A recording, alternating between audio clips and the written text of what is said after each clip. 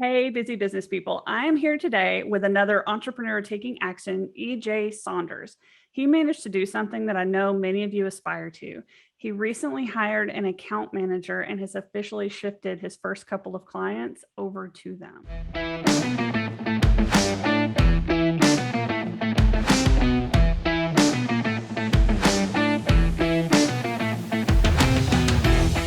EJ, I know this is a big step to trust someone else to manage your clients, like at that same high level that you would, of course.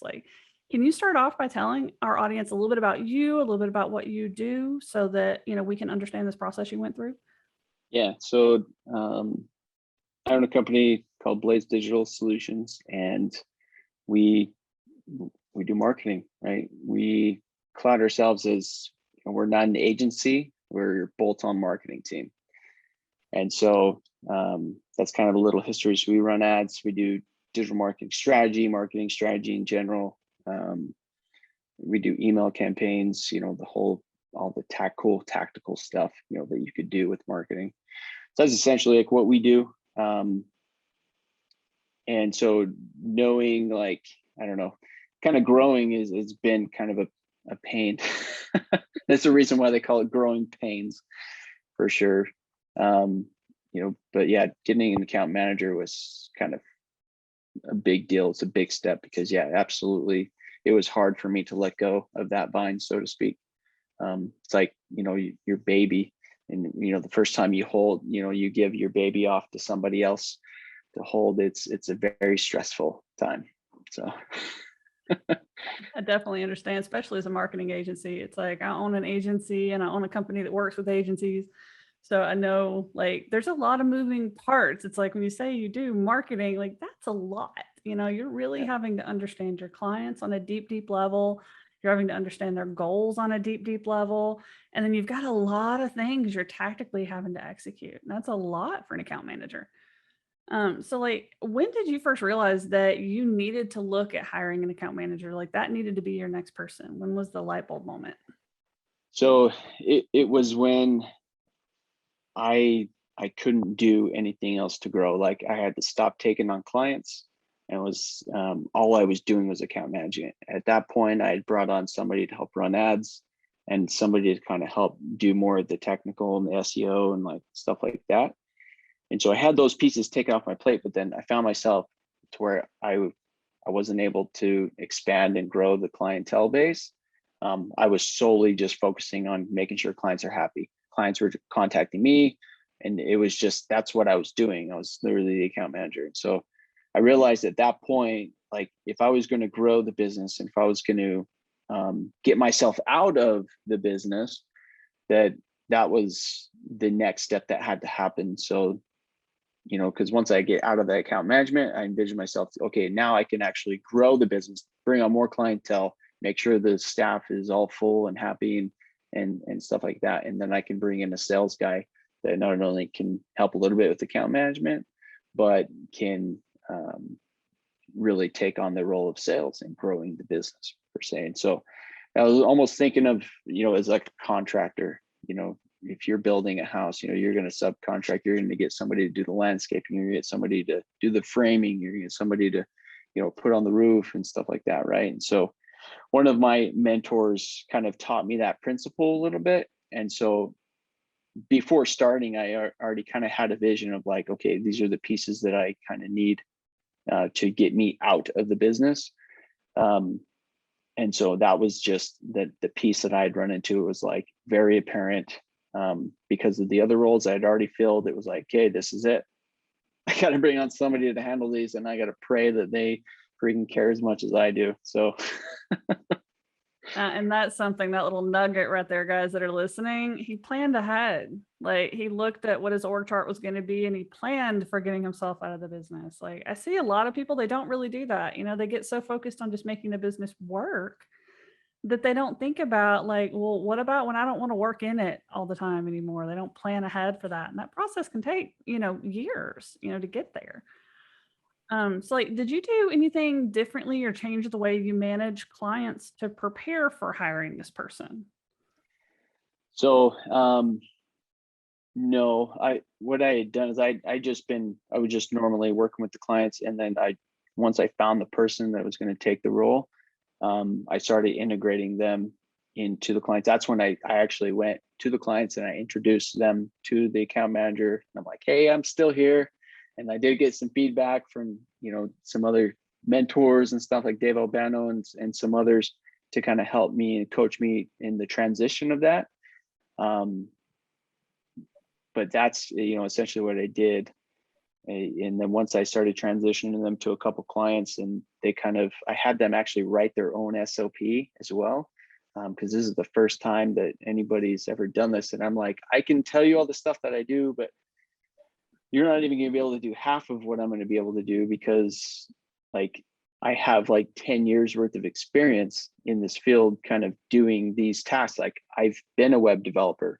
I've been the media buyer. I've been the SEO expert. I've been an account manager. I've filled every single one of these roles. So there's no way I'm going to be able to teach that to somebody that's just kind of getting into the game, so to speak. And so that's one thing that I had to realize. And so what I did, long story short here, once I started introducing them to the clients, I just told the clients that I'm still here, but this is going to be your main point of contact. And if you need anything, get with Bailey, and then she will get with, whoever needs to fulfill or get the job done, right? And so that kind of applied to them. They're like, hey, I'm still here in the background. I'm still in the emails. They're still being CC'd. I'm still in the loop on what's going on. If I need to jump in, I'll jump in, but I'm going to let her kind of take the reins from here, so that I can go and do other things that I need to do to make the business more efficient and stuff. And most of the business owners and everybody was like, oh, cool. They were actually excited. It was kind of a unique thing, I thought, because then I saw a lot of people would be like, oh my gosh, this is going to be interesting and stuff. But they're actually excited for me to be like, wow, you're growing. Like, this is crazy. This is kind of cool. And so they kind of got into the story a little bit, and that maybe that's, a good thing that, I'm like an open book when it comes to clients and stuff. I'm probably one of the most transparent people out there as far as like what's going on in the business, what's going on in life in general. I just kind of have that relationship, and I try to establish that personal relationship. But yeah, so as that transition happened, it was seamless. Yeah. Well, that speaks volumes to you as an agency too, that, your clients have utter faith in the people that you're, putting in your place, and excitement for you that you're moving up in that level. Like, you get that when you've built relationships, you've invested in building relationships with your clients. And that makes it even harder to put somebody else in your shoes, but really cool at the same time. It was, man. I was a stress, and it took me a minute. Like, I gave her a couple of accounts, and I was like, I don't know, these other bigger accounts, some of these accounts are spending a lot of money, with us every single month. And so it's like, something bad happens, this could be bad. Like, it could leave us, and, I'm going through all the what ifs and all that kind of stuff, which enabled me to it disabled me to fully transition, and so it took me a few weeks. I think it was like three or 4 weeks before my project manager, who was my first hire, Rachel, she was like, you have to freaking give her everything and let her sink or swim. And so that's when I was like, you know what? It just rang true to me. It was like, no, you're right. You're 100% right.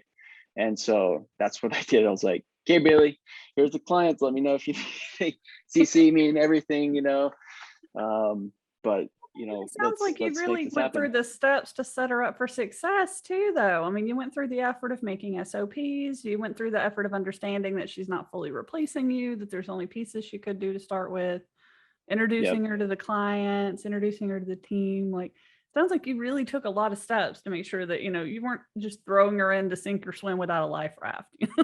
Right. Yeah, it's a good way to look at it, for sure. Although my perspective, I did feel that way. I was like, oh, well, here we go. Yeah. I mean, it's hard. Like, I've done that myself. Even when you bring on like your first project managers and they start overseeing stuff, and you have to just trust that they've got it. And It's hard Yep. bringing on those first tires and letting that go. It's like it's right up there with when I gave my teenager the keys and let her drive the car for the first time without me in it. Yeah. Yeah. It's like it's a That's really exactly similar what it is. feeling, you know. Oh man. So like how did you go about finding this person? We've talked about how pivotal of a role this is. Like how did you find someone that you're even confident bringing on? So in where I live, it's a smaller town, St. George, Utah. So I have a college that just became a university a few years ago. And so I've actually developed a relationship with some of the professors and some of the deans over the schoolhouses and stuff over there. And so every semester I actually go over there and give a presentation as far as just a cool thing that we're doing in the agency in the real world for marketing. Mhm. Um, and so just developing those relationships, I go to them. I've been able to go to them and be like, hey, I'm looking for this particular role. Would you recommend anybody, that you've had experience with that you'd feel comfortable that they would do a good job? So that's been like a huge thing for me, as far as finding people.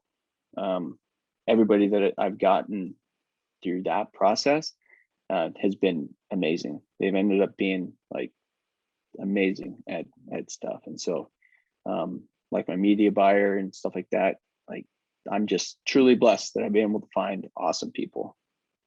Do you have to do any internal training when you get them that way? Because I know I've talked to people that get people from universities and it's been a mixed bag. Now, some of them Hmm. aren't doing like what you do. They're not cultivating relationships at the universities. They're just going and saying, hey, do you have anybody? And sometimes they get a lot of people that think they know what they're doing, but don't really know what they're doing, especially in the marketing Yep. world. And they kind of have to untrain them before they can train them. Like, what's your Yeah. experience been with that? So before I bring anybody on and actually start paying them, um, I require that they go through, depending on their role, they'll go through 2 or 3 of the courses through Digital Marketer. So if they're a media buyer, I'll have them go through, the conversion funnel mastery course, and then the paid traffic course. Um, and then if they're going to run emails, obviously it would be the same, like, conversion funnel, but then you're going to be in the direct response copywriting and stuff. So it just depends on the role and stuff, but that's kind of essentially everybody has to go through at least one, between 1 and 3 trainings before I even start paying them. And so it's a matter of, and that's kind of some of the hoops I make them go through, to make sure that they are open-minded, they can learn, they can, they're motivated, that they want to actually do this, because digital marketing in general is hard. Like it's probably one of the most difficult things in my mind. And everything revolves, it's like everything in business seems to revolve around it. Um, you know, everybody, touts that like, oh, nothing happens until a sale is made. And I agree, you know, my 2 people that are doing the tactical stuff, they wouldn't be doing anything if sales weren't made, right? But what enables sales to happen? Well, it's marketing. And Yeah. so that sets up the conversation for the sale to happen. And so I think that a lot of people don't realize that. And when it comes to, I'm a certified partner with Digital Marketer, and since becoming a partner, like I've learned the broader aspect, of the customer journey when we're talking like, but literally like as I'm working with clients more in that process and developing their customer journey and doing all of that, there's a lot of internal things that we actually change in order for the marketing and the sales to occur, Yep. which is kind of a unique thing, I think. And a lot of people don't think of it that way. And so, we come up with this awesome offer and this awesome experience that needs to happen after they make that purchase. And it's like the last client I'd taken through like this process, like we ended up having to completely change packaging. We had to completely change the way that, they're reaching out to clients. Their shipping process changed. The way they ship stuff changed because of the way we had to do marketing, like, or the strategy that we put together for the marketing. So it's an interesting thing that a lot of people I don't think realize that. And as more and more I talk about this stuff to business owners and people that we're just helping in general, it's like, you know, what? That's crazy. They don't think about it that way. They just think that sales is, where it's at. And, and yesterday I had a discovery session with somebody yesterday, and that was an eye-opening thing for me, because he literally has been in business for 20 years, and he couldn't tell me the difference between, he didn't know the difference between marketing and sales. He thought they were just all the same, and it's different. And I'm like, well, if we get into this, like, there's possibility that, a lot of your internal processes are going to change. We're going to likely change the way some of your departments work as a whole, in order for what strategy we put together for it to work. And he was like, it was mind-blowing to him, and like, he didn't understand it. Yep. And so, which is, I don't know, it's just an education that, it's a process of education that we have to kind of go through piece by piece. As we put the pieces together, it makes more sense, right? But that's where it's like, yeah, marketing is difficult because it's all encompassing. Everything revolves around it. The way you sell stuff will revolve around what you do for marketing, like, or vice versa, however I said that. But like, your internal processes, kind of coincide with marketing that you're doing, how you're positioning yourself as a company. Yeah. Like, it's crazy. So, and that puts an even bigger burden on your account manager, right, too, because like, they've got to be able to talk through that with a client. And then when the client's starting to be like, well, I don't know about changing all this, they've got to be able to keep their confidence up over the course of just the day-to-day things. I mean, it's why I've seen a lot of agencies switch more out of, I know we've had like marketing, we've had sales, and then for a while there was this marketing terminology, but a lot of people are switching more into the RevOps model, like revenue operations, where you're combining sales, marketing, and customer service, and you stop making siloed departments. They all work together with the goal of generating revenue, which fits exactly into what you're saying. When you're so focused on just making sales, you forget about like the whole journey you've got to walk someone through before they're willing to make a sell. And then after buying, how are you getting testimonials? How are you turning them into raving fans? Like, almost everybody's missing those pieces. And I mean, I've even seen marketing agencies doing it. It's like you're helping other people do it, but you haven't done it for yourself yet. Right. I see that happen a lot. Yep. Like, how is this like impacting the rest of your team? I mean, I think it's been over a month since you made this change now. Like, how's it going? The teams, like, they love it, and it's actually given them, I think, more confidence in me as like the leader, so to speak, that I'm able to make, decisions for the company to grow, because that enables them to be like, okay, like, I have a secure job. Like I haven't thought about it from that perspective. I like that. Yeah. Job security for the team. Yeah, I mean, it's, if I'm growing the team, and I'm everybody kind of has their own role, so to speak. The agency I used to work for, I was the media buyer, I was the SEO guy, I was one of the programmers, I was an account manager, I was putting together proposals, for for the sales to happen. I was actively in sales conversations to close it, because my boss, so to speak, couldn't speak at the level that I could about certain tactical things, like with digital marketing, with running ads, for example. Like, what's the strategy? Like, he couldn't explain that. And so I had to go in and actually explain it, which sold the client on the process. And it was one thing that just burned me out fast. And I'm like, why am I doing this and only getting like a salary? I could be building my own business, and I could be still doing all this stuff, but I'm actually building an asset for myself instead of building someone else an asset. That's like something I walk through. But, if I was, versus working for a company that's like, hey, all you're going to do is you're going to do digital ads, you're going to help run email campaigns, so they can focus and perfect that process, right? They can get really, really good at those few things. And then, they coincide with like, okay, this is the account manager, and they're only going to do account management, so to speak. But they, work together and they communicate and stuff. And then the more I can kind of step out, that's what gives them confidence that, it's like job security for them. And it's really, because they're in on the whole process anyways. Like, the clients, the stuff I take clients through, I'm taking my own business through. And so it just gives them more and more confidence and excitement of like, yes, we're hitting our goals. Yes, we're moving forward. We're actually, we're going to make this happen. It's like a team effort to do it. And so that's kind of, because it is a team effort, and I want everybody as much as possible, involved in that process and have input and to be able to do it, because, all the ideas that I come up with are generally somebody else's idea anyway. And so I'm just, regurgitating it.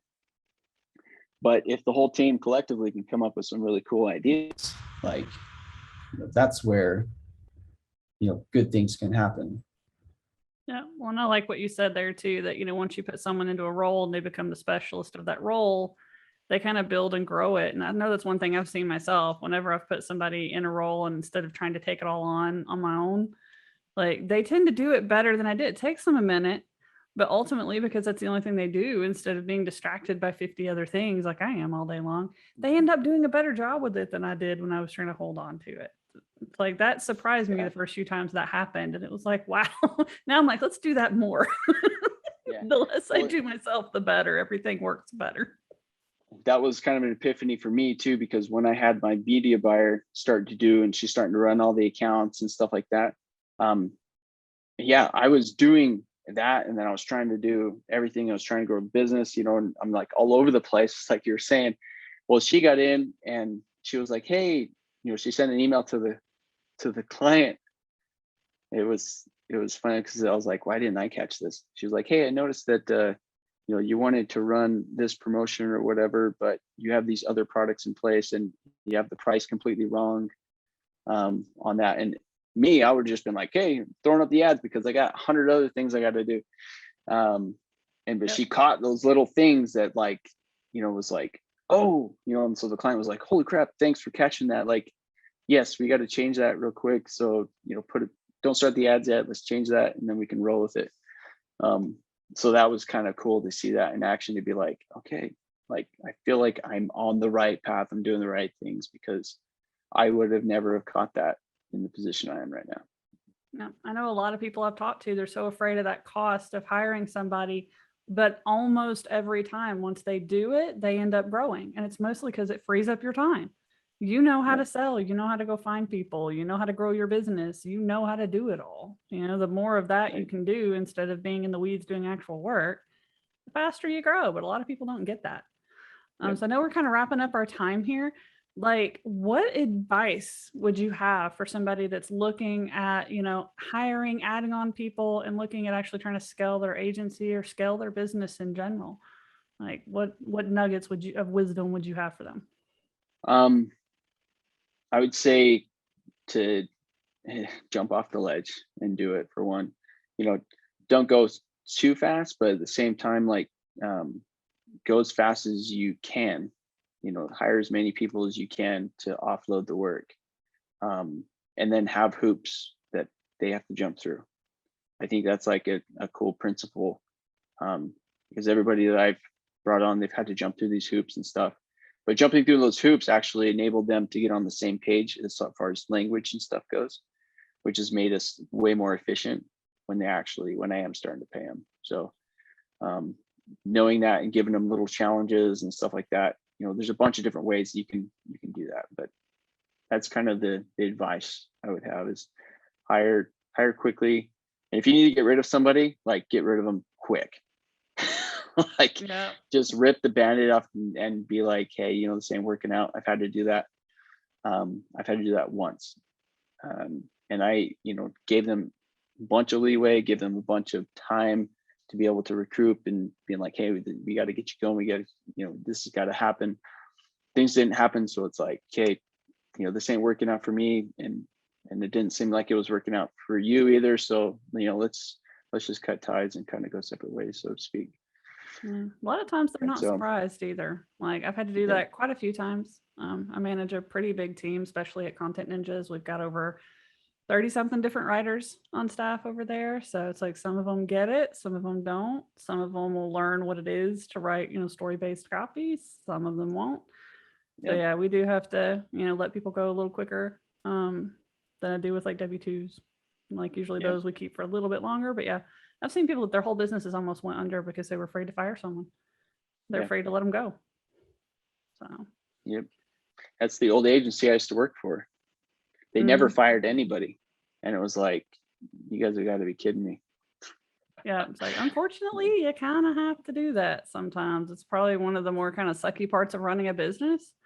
But typically, whenever I've done that, whenever I've let someone go that didn't really fit, didn't belong there, wasn't putting the same effort in, I mean, it just, the whole team got better. Like the Right. team got happier. Like they usually have a toxic energy going on with that person. Right. So there's a lot of different components to it that can be holding your business back. So that's definitely good advice. Well, EJ, thank you so much for sharing your journey and inspiring our listeners, and for doing this with us today. Entrepreneurs, this is your call to take action. Join our community at etatoday.zone and learn how to build a business that enables your lifestyle instead of taking over your life. See you there, guys.